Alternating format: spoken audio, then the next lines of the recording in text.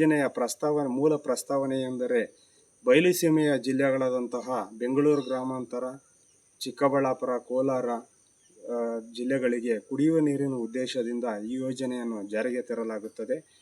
ಈ ಯೋಜನೆಯ ಪ್ರಮುಖ ಸಾರಾಂಶ ಮತ್ತು ಪ್ರಸ್ತಾವನೆ ಎಂದರೆ ಪಶ್ಚಿಮ ಘಟ್ಟಗಳಲ್ಲಿ ಹರಿಯುವ ನೇತ್ರಾವತಿಯ ಉಪನದಿಗಳಾದಂತಹ ಎತ್ತಿನಹೊಳೆ, ವಂಗಡ ಹಳ್ಳ, ಕಾಡುಮನೆಹೊಳೆ, ಕೇರಿಮನೆಹೊಳೆ ಹಾಗೂ ಇತರ 8 ಹಳ್ಳಗಳಿಗೆ ಒಡ್ಡುಗಳನ್ನು ನಿರ್ಮಿಸಿ ಅಲ್ಲಿಂದ ಲಿಫ್ಟ್ ಕಾಂಪೋನೆಂಟ್ ಮುಖಾಂತರವಾಗಿ ಪೈಪ್ಲೈನ್ ಮುಖಾಂತರವಾಗಿ ಬಯಲುಸೀಮೆ ಜಿಲ್ಲೆಗಳಾದಂತಹ ತುಮಕೂರು, ಬೆಂಗಳೂರು ಗ್ರಾಮಾಂತರ, ಚಿಕ್ಕಬಳ್ಳಾಪುರ, ಕೋಲಾರ ಜಿಲ್ಲೆಗಳಿಗೆ ಸುಮಾರು 24.1 TMC ನೀರನ್ನು ಕುಡಿಯುವ ನೀರಿಗಾಗಿ ಈ ಯೋಜನೆಯನ್ನು ಸ್ಥಾಪನೆ ಮಾಡಿರುತ್ತಾರೆ, ಅನುಷ್ಠಾನಗೊಳಿಸಿರುತ್ತಾರೆ.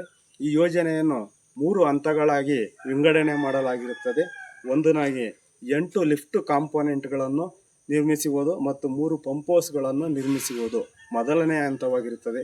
ಎರಡನೇ ಹಂತವಾಗಿ ಸುಮಾರು 261 ಕಿಲೋಮೀಟರ್ ಗ್ರಾವಿಟಿ ಕೆನಾಲ್ ಅಥವಾ ಗುರುತ್ವಾಕರ್ಷಣ ಕಾಲುವೆಯನ್ನು ನಿರ್ಮಿಸುವುದು. ಮೂರನೇ ಹಂತವಾಗಿ ಸಮತೋಲನ ಜಲಾಶಯವನ್ನು ನಿರ್ಮಿಸುವುದು. ಈ ಮುಖೇನ ಈ ಯೋಜನೆಯನ್ನು ಪ್ರಮುಖವಾಗಿ 3 ಹಂತಗಳಾಗಿ ವಿಂಗಡಣೆ ಮಾಡಲಾಗಿದೆ. ಈಗಾಗಲೇ ಬಹುತೇಕ ಮೊದಲನೇ ಹಂತ ಮತ್ತು ಎರಡನೇ ಹಂತದ ಕಾಮಗಾರಿಗಳು ಸುಮಾರು 80% ಮುಗಿದು ಹೋಗಿರುವುದರಿಂದ ಮೂರನೇ ಹಂತದ ಸಮತೋಲನ ಜಲಾಶಯ ಕಾಮಗಾರಿ ಕೈಗೆತ್ತಿಕೊಳ್ಳುವ ಹಂತದಲ್ಲಿ ಸರ್ಕಾರ ಇದೆ. ಈ ಸಮತೋಲನ ಜಲಾಶಯ ನಿರ್ಮಾಣ ಮಾಡೋದಕ್ಕೆ ರೈತರು ತುಂಬ ಮತ್ತು ತೀವ್ರ ಆಕ್ಷೇಪಣೆ ವ್ಯಕ್ತಪಡಿಸುತ್ತಿದ್ದಾರೆ ಮತ್ತು ವಿರೋಧಪಡಿಸುತ್ತಿದ್ದಾರೆ.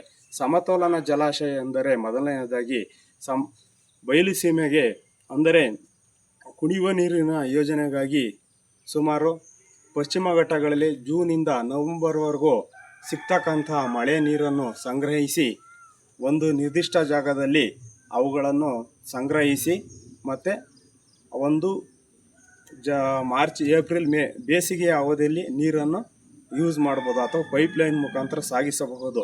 ಈ ಥರ ಒಂದು ನಿರ್ದಿಷ್ಟ ಜಾಗದಲ್ಲಿ ನೀರನ್ನು ನಿಲ್ಲಿಸುವುದನ್ನೇ ಸಮತೋಲನ ಜಲಾಶಯ ಎಂದು ಕರೆಯುತ್ತೇವೆ. ಈ ಸಮತೋಲನ ಜಲಾಶಯದ ವಿಚಾರದಲ್ಲಿ ರೈತರು ತುಂಬ ವಿರೋಧ ವ್ಯಕ್ತಪಡಿಸುತ್ತಿದ್ದಾರೆ. ಏಕಪ್ಪ ಅಂದರೆ ಸಮತೋಲನ ಜಲಾಶಯ ವಿಚಾರದಲ್ಲಿ 2012ರಲ್ಲಿ ಎತ್ತಿನಹೊಳೆ ಯೋಜನೆ ಅನುಷ್ಠಾನಗೊಂಡಾಗ ಎತ್ತಿನಹೊಳೆ ಯೋಜನೆಯ ಮೂಲ ಪ್ರಸ್ತಾವನೆಯಂತೆ ತುಮಕೂರು ಜಿಲ್ಲೆ ದೇವರಾಯನದುರ್ಗದಲ್ಲಿ ಸುಮಾರು 10 TMC ಸಾಮರ್ಥ್ಯದ ಸಮತೋಲನ ಜಲಾಶಯ ನಿರ್ಮಿಸಲು ಸರ್ಕಾರ ಮುಂದಾಗಿರುತ್ತದೆ.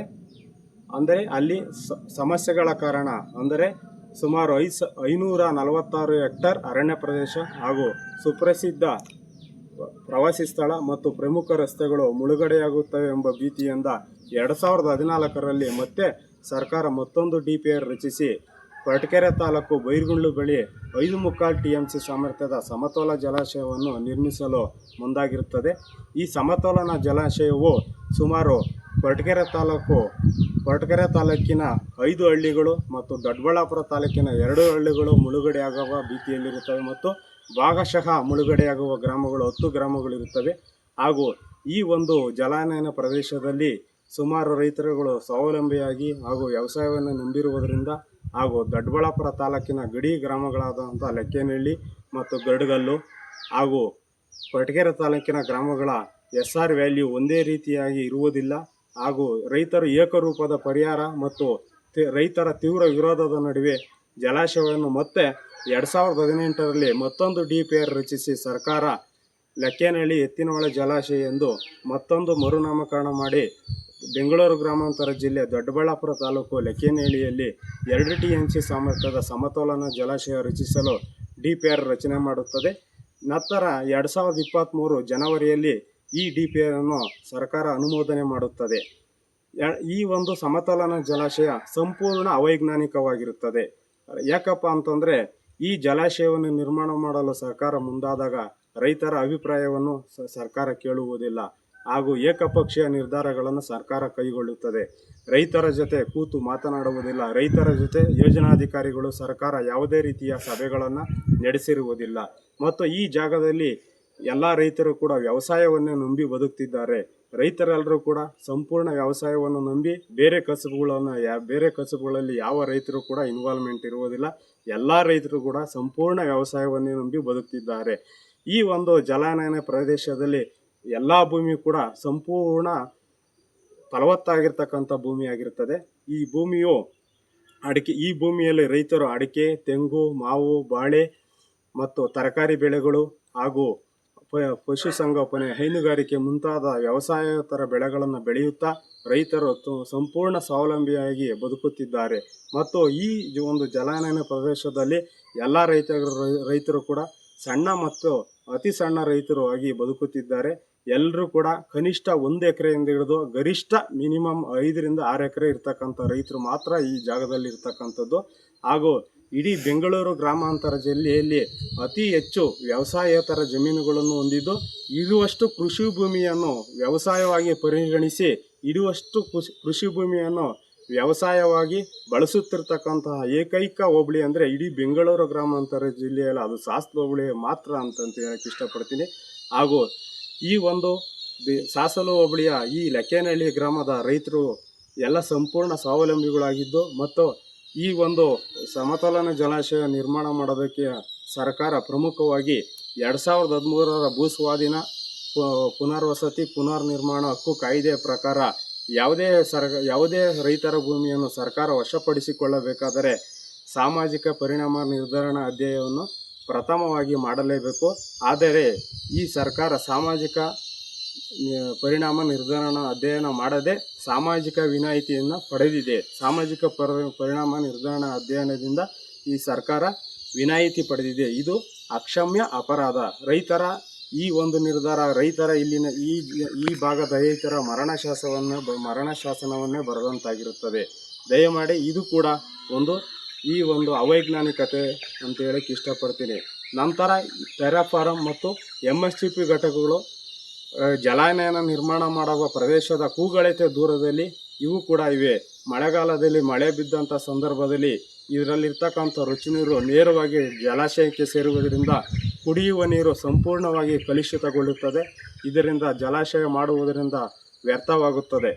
ನಂತರ ಇಲ್ಲಿನ ನಮ್ಮ ದೊಡ್ಡಬಳ್ಳಾಪುರ ತಾಲೂಕಿನಲ್ಲಿ ಈಗಾಗಲೇ ಸಾಕಷ್ಟು ಕೃಷಿ ಭೂಮಿಯನ್ನು ಸರ್ಕಾರ ಸ್ವಾಧೀನಪಡಿಸಿಕೊಂಡಿದೆ. BD ಆಗಿರ್ಬೋದು, ಕ್ವೀನ್ ಸಿಟಿಗಿರ್ಬೋದು, KIDBಗಿರ್ಬೋದು, ರಾಜ್ಯ ರಸ್ತೆ ಸಾರಿಗೆ ಮತ್ತು ಕೇಂದ್ರ ರಸ್ತೆ, ರಾಷ್ಟ್ರೀಯ ಹೆದ್ದಾರಿಗಳಿಗೆ ಹಾಗೂ ಸರ್ಕಾರೇತರ ಹಲವು ಯೋಜನೆಗಳಿಗೆ ನಮ್ಮ ದೊಡ್ಡಬಳ್ಳಾಪುರ ತಾಲೂಕಿನಲ್ಲಿ ಈಗಾಗಲೇ ಸರ್ಕಾರ ಸಾಕಷ್ಟು ಭೂಮಿಯನ್ನು ಸ್ವಾಧೀನಪಡಿಸಿಕೊಂಡಿದೆ. ಇನ್ನು ದೊಡ್ಡಬಳ್ಳಾಪುರ ತಾಲೂಕಿನಲ್ಲೇ ಕೃಷಿ ಭೂಮಿ ಅಂತ ಏನಾದರೂ ಇದ್ದರೆ ಅದು ನಮ್ಮ ಸಾಸ್ಲು ಹೋಬಳಿಯಲ್ಲಿ ಮಾತ್ರನೇ ಇರತಕ್ಕಂಥದ್ದು. ಈ ಒಂದು ಜಾಗದಲ್ಲಿ ಜಲಾಶಯ ಮಾಡೋಕ್ಕೆ ಏನಾದರೂ ಸರ್ಕಾರ ಮುಂದಾದರೆ ಪರಿಸರ ಅಸಮತೋಲನತೆ ಉಂಟಾಗುತ್ತದೆ ಮತ್ತು ಭೂಮಿಯಲ್ಲಿ ಬೆಳೆ ಬೆಳೆಯುವ ರೈತರ ಸಂಖ್ಯೆ ಕುಂಠಿತವಾಗುತ್ತದೆ. ಇದರಿಂದ ಸಾಕಷ್ಟು ನಷ್ಟ ಉಂಟಾಗುತ್ತದೆ. ಆದರೆ ರೈತರು ಇಲ್ಲಿವರೆಗೂ ಇಷ್ಟೆಲ್ಲ ನೋವುಗಳನ್ನು ಅನುಭವಿಸ್ಕೊಂಡು ಯಾವುದೇ ಮೂಲಭೂತ ಸೌಕರ್ಯಗಳು ಈ ಗ್ರಾಮಕ್ಕಿಲ್ಲ. ಆದರೆ ರೈತರು ತಮ್ಮ ಸ್ವಾವಲಂಬಿಗಳಾಗಿ ಬದುಕಿ ಎಲ್ಲರೂ ಕೂಡ ನಗರಗಳು ದೂರ ಇರೋದ್ರಿಂದ ನಗರಗಳಲ್ಲಿ ಯಾರೂ ಕೂಡ ರೈತರು ಕೆಲಸಕ್ಕೆ ಹೋಗೋದಿಲ್ಲ. ಎಲ್ಲ ರೈತರು ಕೂಡ ವ್ಯವಸಾಯವನ್ನು ನಂಬಿ ವ್ಯವಸಾಯ ಮತ್ತು ವ್ಯವಸಾಯೇತರ ಉಪಕಸಬುಗಳಲ್ಲಿ ಲಾಭವನ್ನು ಮಾಡಿಕೊಂಡು ಇವತ್ತು ಅಡಿಕೆ ಒಂದರಲ್ಲೇ ಸುಮಾರು 10ರಿಂದ 15 ಕೋಟಿಯಷ್ಟು ವ್ಯವಹಾರ ಈ ನಮ್ಮ ರೈತರು ಮಾಡ್ತಿದ್ದಾರೆ. ಈ ಜಲಾಶಯ ಪ್ರದೇಶಕ್ಕೆ ಮುಳುಗಡೆಯಾಗಿರ್ತಕ್ಕಂತಹ ಗ್ರಾಮಗಳು ಅಂತಂದರೆ ಲೆಕ್ಕೇನಹಳ್ಳಿ ಸಮತೋಲನ ಜಲಾಶಯಕ್ಕೆ ಮುಳುಗಡೆಯಾಗುವ ಪ್ರಮುಖ ಗ್ರಾಮಗಳು ದಾಸರಪಾಳ್ಯ, ಸಿಂಗೇನಹಳ್ಳಿ ಮತ್ತು ಶ್ರೀರಾಮನಹಳ್ಳಿ, ಗಾಣದಾಳು, ಶ್ರೀರಾಮನಹಳ್ಳಿ ಕಾಲೋನಿ 4 ಗ್ರಾಮಗಳು ಸಂಪೂರ್ಣವಾಗಿ ಮುಳುಗಡೆಯಾಗುತ್ತವೆ. ಭಾಗಶಃ ಮುಳುಗಡೆಯಾಗುವ ಗ್ರಾಮಗಳು ಲೆಕ್ಕೇನಹಳ್ಳಿ, ಗರಡುಗಲ್ಲು, ಮಚ್ಚೇನಹಳ್ಳಿ, ಶ್ರೀರಾಮನಹಳ್ಳಿ, ಸಾಸ್ಲು, ಗುಮ್ಮನಹಳ್ಳಿ ಮತ್ತು ಕನಕೇನಹಳ್ಳಿ ಗ್ರಾಮಗಳು ಭಾಗಶಃ ಮುಳುಗಡೆಯಾಗುತ್ತವೆ. 4 ಗ್ರಾಮಗಳು ಸಂಪೂರ್ಣ ಮುಳುಗಡೆಯಾದರೆ 6 ಗ್ರಾಮಗಳು ಭಾಗಶಃ ಮುಳುಗಡೆಯ ಭೀತಿಯಲ್ಲಿರ್ತವೆ. ಮತ್ತು ಈ ಯೋಜನೆಯ ಸಾಮಾಜಿಕ ನಿರ್ಧರಣಾ ಅಧ್ಯಯನದಿಂದ ವಿನಾಯಿತಿ ಪಡೆದಿರುವುದರಿಂದ ಮತ್ತು CAG ವರದಿಯಲ್ಲಿ ಈಗಾಗಲೇ CAG ವರದಿಯಲ್ಲಿ ವ್ಯಕ್ತಪಡಿಸಿರುವಂತೆ ಕಾಮಗಾರಿಗಳ ವಿಳಂಬತೆ ಮತ್ತು ಅನಿಯಮಿತ ಟೆಂಡರ್ ಅಂದರೆ ಏಕ ವ್ಯಕ್ತಿಗೆ ಒಂದಕ್ಕಿಂತ ಹೆಚ್ಚು ಟೆಂಡರ್ಗಳನ್ನು ಎತ್ತಿನ ಹೊಳೆಯಲ್ಲಿ ಕೊಟ್ಟಿರುವುದರಿಂದ ಸಾಕಷ್ಟು ಅಕ್ರಮ ಭ್ರಷ್ಟಾಚಾರಗಳು ನಡೆದಿರ್ತವೆ. ಮತ್ತು ಯೋಜನೆಗೆ ಸಂಬಂಧಿಸಿದಂತೆ ಕೊನೆಯದಾಗಿ ರೈತರ ತೀರ್ಮಾನ ಏನಪ್ಪ ಅಂದರೆ ರೈತರ ಧ್ಯೇಯವಾಕ್ಯ ಒಂದೇ: ಪ್ರಾಣ ಬೇಕಾದರೂ ಕೊಡ್ತೀವಿ, ಭೂಮಿ ಕೊಡುವುದಿಲ್ಲ; ರಕ್ತ ಬೇಕಾದರೂ ಕೊಡ್ತೀವಿ, ಭೂಮಿ ನೀಡುವುದಿಲ್ಲ ಎಂದು ರೈತರ ಧ್ಯೇಯವಾಕ್ಯ ಮುಖಾಂತರವಾಗಿ ರೈತರು ಇಲ್ಲಿ ಜಲಾಶಯ ಮಾಡಲು ಸರ್ಕಾರ ಮುಂದಾದಾಗಲಿಂದನೂ ರೈತರು ಪ್ರತಿಭಟನೆ ಮಾಡುತ್ತಿದ್ದಾರೆ. ಜಲಾಶಯ ನಿರ್ಮಾಣದ ಸ್ಥಳದಲ್ಲಿ ಪೆಂಡಾಲ್ ಹಾಕಿ ರೈತರು ಪ್ರತಿಭಟನೆ ಮಾಡಿದ್ದಾರೆ ಮತ್ತು ಮಾಧ್ಯಮಗೋಷ್ಠಿ ಮತ್ತು ಪತ್ರಿಕಾ ಪ್ರಕಟಣೆಯನ್ನು ಕೂಡ ಮಾಡಿದ್ದಾರೆ. ಹಾಗೂ ದೊಡ್ಡಬಳ್ಳಾಪುರ ತಹಶೀಲ್ದಾರ್ ಕಚೇರಿ ಮತ್ತು ಜಿಲ್ಲಾ ಕಚೇರಿಗೆ ಎಲ್ಲ ಜಾಥಾದ ಮುಖಾಂತರವಾಗಿ ರೈತರೆಲ್ಲರೂ ಕೂಡ ಹೋಗಿ ಮನವಿ ಕೊಟ್ಟಿರ್ತಾರೆ. ಹಾಗೂ ಜಲಸಂಪನ್ಮೂಲ ಇಲಾಖೆ ಮತ್ತು ಯೋಜನೆಗೆ ಸಂಬಂಧಪಟ್ಟಿದ ಎಲ್ಲ ಇಲಾಖೆಗಳಲ್ಲೂ ಕೂಡ ರೈತರು ಮನವಿಯನ್ನು ಕೊಟ್ಟು ರೈತರು ನಿರಂತರ ಹೋರಾಟದಲ್ಲಿ ಸಕ್ರಿಯವಾಗಿರ್ತಾರೆ. ಯಾವುದೇ ಕಾರಣಕ್ಕೂ ಇಲ್ಲಿ ಜಲಾಶಯ ಮಾಡೋದಕ್ಕೆ ರೈತರು ಅವಕಾಶ ಮಾಡಿಕೊಡೋದಿಲ್ಲ ಮತ್ತು ರೈತರು ನಾವು ಸಾಯ್ತೇವೆ ಹೊರತು ಜಮೀನನ್ನು ಯಾವುದೇ ಕಾರಣಕ್ಕೂ ಬಿಡೋದಿಲ್ಲ ಅಂತೇಳಿ ತೀವ್ರ ವಿರೋಧವನ್ನು ವ್ಯಕ್ತಪಡಿಸುತ್ತಿದ್ದಾರೆ. ಮತ್ತು ಈ ಜಲಾಶಯ ಈ ಭಾಗದಲ್ಲಿ ನಿರ್ಮಾಣ ಮಾಡುವುದು ಅಕ್ಷಮ್ಯ ಅಪರಾಧ ಮತ್ತು ಅವೈಜ್ಞಾನಿಕತೆ ಮತ್ತು ಅಪಾರದರ್ಶಕತೆಯಿಂದ ಕೂಡಿರುತ್ತದೆ. ಹಾಗೂ ಇದಕ್ಕೆ ಆಗಿದ್ಮೇಲೆ ಎತ್ತಿನಹೊಳೆ ಸಮತೋಲನ ಜಲಾಶಯ ಮಾಡದಿದ್ದರೆ ಅದಕ್ಕೆ ಪರ್ಯಾಯ ಮಾರ್ಗ ಏನಾದರೂ ಇರ್ಬೋದಾ ಅಂತ ಯೋಚನೆ ಮಾಡಿದಾಗ ಖಂಡಿತ ಪರ್ಯಾಯ ಮಾರ್ಗವಿದೆ.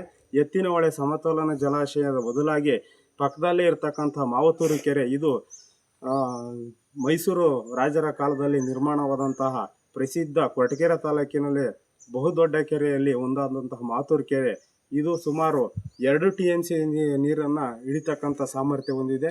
ಈ ಕೆರೆಗೆ ನೀರು ತುಂಬಲಾರದೆ ಸಾಕಷ್ಟು ರೈತರು ಒತ್ತುವರಿ ಮಾಡ್ಕೊಂಡಿದ್ದಾರೆ ಮತ್ತು ಹೂಳು ತುಂಬಿಕೊಂಡಿದೆ. ಇದನ್ನೆಲ್ಲ ಒತ್ತುವರಿ ಆಗಿರ್ತಕ್ಕಂಥದ್ದನ್ನೆಲ್ಲ ಬಿಡಿಸಿ ಮತ್ತು ಹೂಳು ತುಂಬಿರತಕ್ಕಂಥದ್ದನ್ನೆಲ್ಲ ಎತ್ತಿರೆ ಇಲ್ಲಿ ಸುಮಾರು 2 TMC ನೀರನ್ನು ಸಂಗ್ರಹಿಸಬಹುದು. ನಂತರ ದೊಡ್ಡಬಳ್ಳಾಪುರ ತಾಲೂಕಿನ ಅರಳುಮಲ್ಲಿಗೆ ಕೆರೆ, ಇದು ಸಣ್ಣ ನೀರಾವರಿಯ ಮುಖ್ಯ ಕೆರೆಯಾಗಿರುತ್ತದೆ. ಈ ಒಂದು ಕೆರೆಯು ಸುಮಾರು 1.5 TMC ನೀರನ್ನು ಹಿಡಿತಕ್ಕಂತಹ ಕೆರೆಯಾಗಿರ್ತದೆ. ಇಲ್ಲೂ ಕೂಡ ಹೂಳನ್ನೆತ್ತಿ ಇಲ್ಲೂ ಕೂಡ ನೀರನ್ನು ಸಂಗ್ರಹಿಸಬಹುದು. ಹಾಗೂ ನಂತರ ಚಿಕ್ಕಬಳ್ಳಾಪುರ ಮತ್ತು ದೊಡ್ಡಬಳ್ಳಾಪುರದ ಮಧ್ಯೆ ಇರತಕ್ಕಂತಹ ಜಕ್ಕಲಮಡುಗು ಜಲಾಶಯ, ಈ 2 ನಗರಗಳಿಗೆ ಹೃದಯ ಭಾಗದಲ್ಲಿರ್ತಕ್ಕಂತಹ ಜಲಾಶಯ ಜಕ್ಕಲಮಡುಗು ಜಲಾಶಯವಾಗಿರ್ತದೆ. ಈ ಜಲಾಶಯದಲ್ಲೂ ಕೂಡ ನೀರನ್ನು ಸಂಗ್ರಹಿಸಿದರೆ ಚಿಕ್ಕಬಳ್ಳಾಪುರ ಮತ್ತು ಕೋಲಾರ ಜಿಲ್ಲೆಗಳಿಗೆ ಆರಾಮಾಗಿ ಸಲೀಸಾಗಿ ನೀರನ್ನು ಪೈಪ್ಲೈನ್ ಮುಖಾಂತರವಾಗಿ ತಗೊಂಡು ಹೋಗ್ಬೋದು. ಇದು ಪರ್ಯಾಯ ಮಾರ್ಗಗಳಾಗಿರ್ತವೆ. ಮತ್ತು ಸರ್ಕಾರ ಪರ್ಯಾಯ ಮಾರ್ಗಗಳನ್ನು ಅನುಸರಿಸುವುದರಿಂದ ಸರ್ಕಾರಕ್ಕಾಗುವ ಲಾಭಗಳು, ಈಗಾಗಲೇ ಬಜೆಟ್ ಒಂದರ ಮೇಲೆ ಒಂದರಂತೆ 3ರಿಂದ 4ವರೆ ಬಜೆಟನ್ನು ಜಾಸ್ತಿ ಮಾಡಿರ್ತಾರೆ. ಈ ಪರ್ಯಾಯ ಮಾರ್ಗಗಳನ್ನು ಅನುಸರಿಸಿ ಕೆರೆಗಳಿಗೆ ನೀರನ್ನು ತುಂಬಿಸುವುದರಿಂದ ಸರ್ಕಾರಕ್ಕೆ ಬಜೆಟ್ ಉಳಿತಾಯ ಆಗುತ್ತದೆ ಮತ್ತು ಲೆಕ್ಕೇನಹಳ್ಳಿ ಭಾಗದ ಸುತ್ತಮುತ್ತದ ಗ್ರಾಮಸ್ಥರನ್ನು ಉಳಿಸುವುದರಿಂದ ಇಲ್ಲಿನ ಜನರು ವ್ಯವಸಾಯವನ್ನು ನೆಮ್ಮದಿಯಾಗಿ ಮುಂದುವರಿಸ್ಕೊಂಡು ಹೋಗ್ಬೋದು. ಮುಂದಿನ ಪೀಳಿಗೆಗೆ ವ್ಯವಸಾಯೇತರ ಜಮೀನುಗಳು ಉಳಿಸ್ಬೋದು ಹಾಗೂ ಜನರ ಸುಭಿಕ್ಷೆಯಿಂದ ಕೂಡ ಇರ್ಬೋದು.